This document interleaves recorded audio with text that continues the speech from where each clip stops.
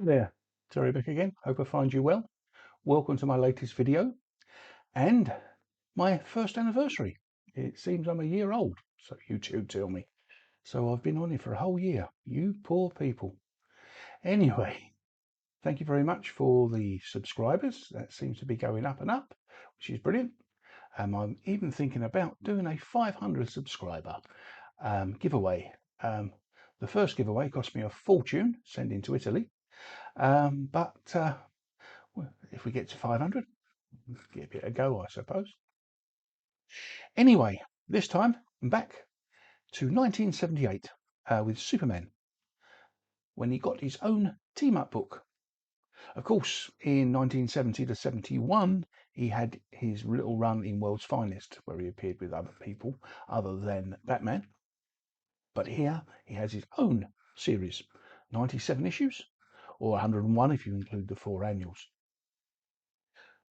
Right, the first 2 issues of DC Comics Presents both appear with the Flash, and both covers are by Jose Luis Garcia Lopez and Dan Adkins, and they were July and August cover dates, as I said, from 1978. Number 1 was called Chase to the End of Time, and number 2 was called Race to the End of Time. The writer was Martin Pasco, pencils Jose Luis Garcia Lopez, inks Dan Adkins, and colours Jerry Serp. Superman and Flash are both returning to their home cities following missions out of town. As they both pass through the small town of Rosemount, they spot a strange vibrational ray striking the town from space. And there, their adventure begins.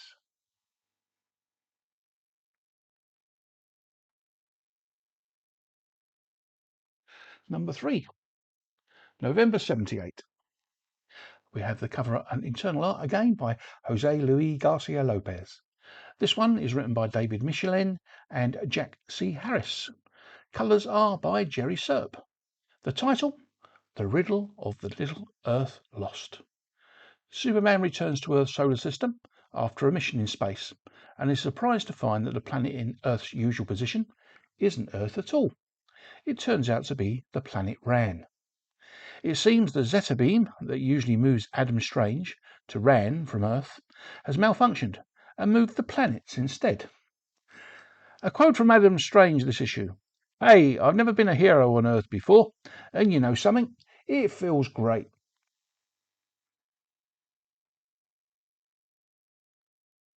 Number 4, December 78. Cover and internal art again by Jose Luis Garcia Lopez. Superman with my favourite characters, the Metal Men, in Sunstroke. Written by Len Wein, colours this time by Glynis Oliver. Chemo rises from the waters of Metropolis, attacks the beachgoers that are trying hard to flee. The Metal Men arrive, but due to badly functioning responsometers, are easily defeated. Elsewhere, Superman finds his powers malfunctioning. Both he and the Metal Men meet at Star Labs to see if they can find what's affecting his powers and their responsometers.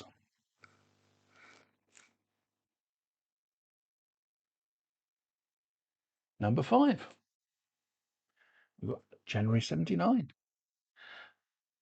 The War of the Undersea Cities, Ross Andrew and Dick Giordano with the cover. Len Wein, Paul Levette's writing, and Murphy Anderson pencils and inks, and Jerry Serp with the colours. This one also starts at the beach. An old man who has been fishing with no luck in a catch is about to pack up and leave when he catches a very unexpected mermaid. He hears her mumbling Superman's name. The authorities are called, and she is transported to Star Labs. Superman is called and is surprised to see his old flame, Laurie Laramus, and both are pleased to see each other.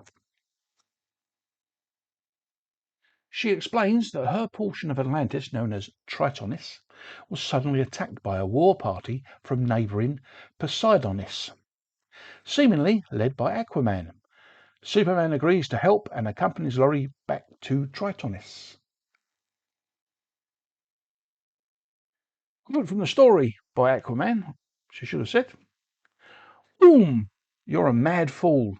All your life you've lusted after a crown of your own, but you can't even make a decent life for yourself."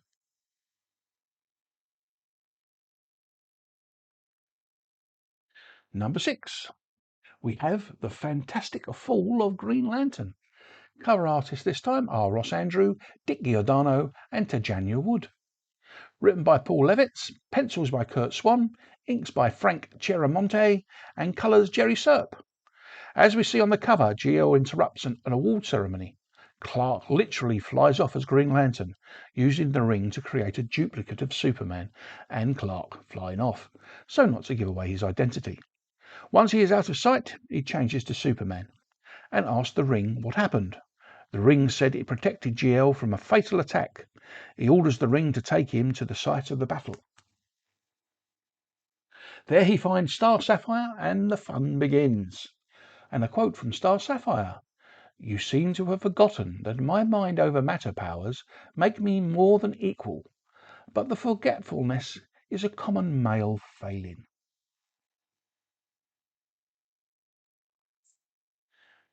Number 7, March 79. As you see, it's Red Tornado this issue, in the Paralysed Planet Peril. Cover this time by Dick Dillon and Dick Giordano. Written by Paul Levitz, pencils Dick Dillon, inks Frank Chiaramonte and colours Jerry Serp. At the end of last issue, Superman was captured by the Weaponers of Quord, who are attempting yet another invasion of Earth. They use Superman to power a special crystal that opens a portal large enough for an invasion force to Earth. This also immobilizes every living being on the planet. And then Red Tornado steps in.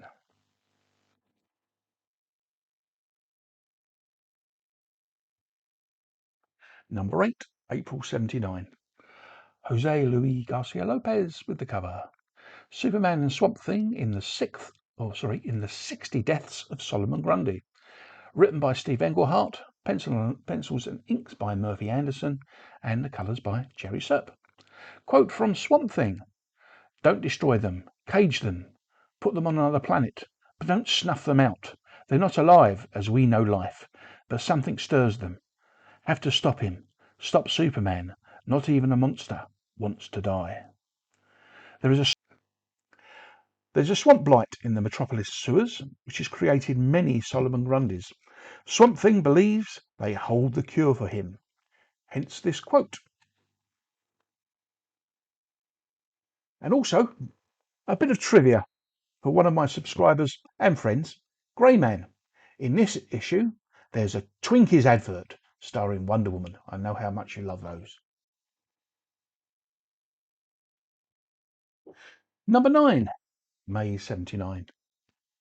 Cover this time by Ross Andru and Dick Giordano. This time Wonder Woman joins Superman in Invasion of the Ice People. Writer Martin Pascoe, pencils Joe Staton, inks Jack Abel, colours Jerry Serp. And a short synopsis of this story. An old man who is under the influence of aliens creates a giant ice sculpture which comes to life, caused by those aliens, and then goes on a rampage, needing both Superman and Wonder Woman to deal with it.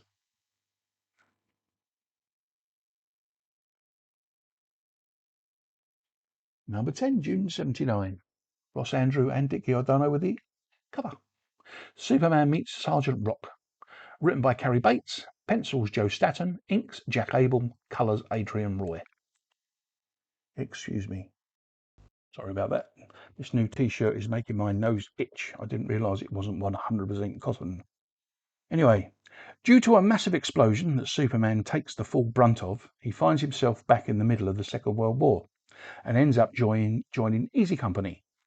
Due to his code of conduct and to never take a life, they are not sure if he is a coward or a spy. I believe this cover tells the answer to that.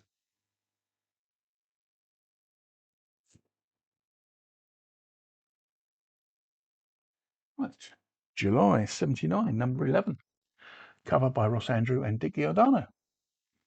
With Hawkman this time. Murder by Starlight. Written by Carrie Bates, pencils Joe Staton, inks Frank Chiaramonte, and colours by Adrian Roy. This issue, someone enhances Hawkman's strength. Superman tries to find out who made the bomb from last issue. Could that be one and the same person? A competition winner called Mark Teachman is shown Metropolis by Superman. Photos, flying, autographs, and all fun things. This was actually a real person who did win a letters page competition in an earlier issue. Oh, yes, Hawkman and Superman have a fight. Why? Well, you have to read the issue to find out. Right, number 12, August 79. Ross Andrew and Dick Giordano. And we have writer Steve Englehart, pencils Rich Buckler, inks Dick Giordano, and colours Jerry Serp. And we have winner takes Metropolis. In this one, Mr. Miracle is getting jealous of the plaudits Superman is given, when he himself is a god and believes he is above Superman. Making a trip over to Metropolis, he comes upon a plan of Intergang, who are using a device that reprograms minds. This they plan on using on Superman. So, forgetting his animosity towards Superman for the moment, he phones Clark Kent for him to get in contact with Superman, to warn him. But he was too near the machine, so he can't warn him. He tries to write it down, but he can't do that either. So he devises a way that he can warn Superman. How did he do it? To read it to find out. Right. Number 13, September 79. Cover by Dick Dillon and Dick Giordano. And this one is titled To Live in Peace Nevermore. Written by Paul Levitz, pencils by Dick Dillon, inks Dick Giordano, and colours by Jerry Serp. And in this one, Superman finds an alien race from another galaxy is starting an intergalactic war. Superman decides to intervene to stop them, but is interrupted by the Legion of Superheroes, who have travelled back from 2979. They explain to Superman that this coming galactic war is a key part of their future, because it spurred the human race to advance their own technology and fight back and win, leading to the peace that the Legion have in their era. Superman agrees not to change the future. He returns to Metropolis, changing back to Clark. He finds Pete Ross, his Smallville best friend, in his office. Pete explains he has known he was Superboy from a very young age. He tells him his son, John, has been abducted by aliens. Superman promises Pete he will find him and bring him home. But fate gets in the way, and no matter what he tries, he can't rescue John. When Superman tries to explain to Pete what has happened or not happened, Ross vows to make Superman pay. See next issue for details.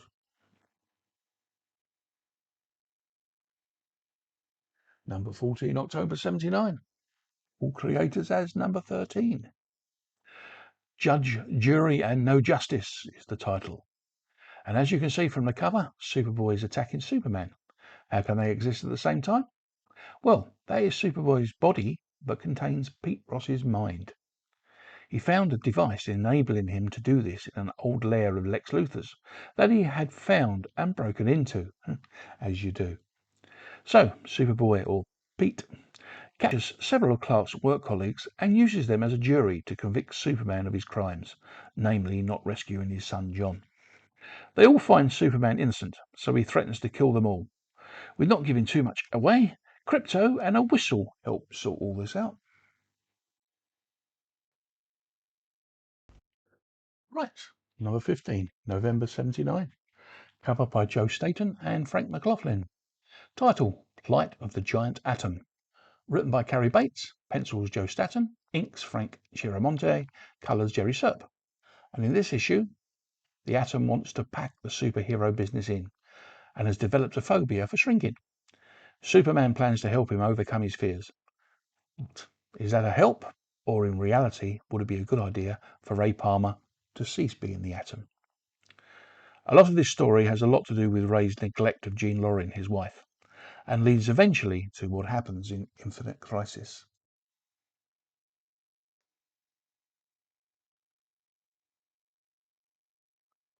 Number 16, December 79. Cover Ross Andrew and Dick Giordano. The title, The Devolver. Written by Denny O'Neil, pencils Joe Staton, inks Frank Chiaramonte, and colours by Jerry Serp. Black Lightning's patrol of Suicide Slum leads him to the subway, where he is a witness to a robbery.